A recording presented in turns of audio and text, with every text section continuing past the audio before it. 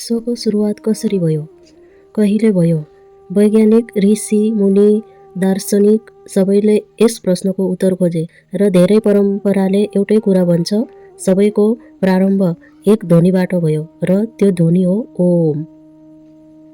ओम केवल अक्षर होइन, यो ध्वनि, कम्पन, ऊर्जा र ब्रह्माण्डको मूल सूत्र हो। हिन्दू धर्म मात्र होइन, बौद्ध, जैन, योग्य, ध्यान सबैमा ओमलाई सबैभन्दा पवित्र ध्वनि मानिन्छ।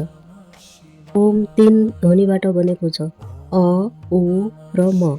यी 3 ध्वनिले सम्पूर्ण अस्तित्वलाई समेट्छन्। अ सुरुवात, उ यात्रा, म अन्त, र यी तीनै मिलेर बन्छन् परिपूर्णता। हाम्रो जीवन पनि उस्तै छ, सृष्टि, पालना र संहार।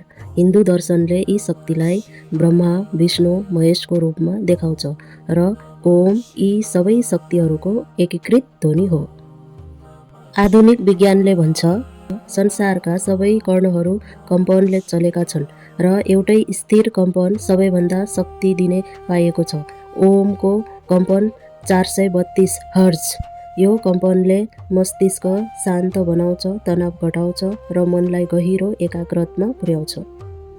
ध्यान गर्दा ओम जप्नुको कारण यही हो।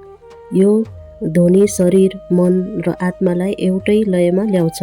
मनमा दौडिरहेको नकारात्मकता हराउँदै जान्छ र भित्रको चेतना उज्यालो हुन्छ। ओम आत्मा र ब्रह्माण्ड बीचको पुल हो।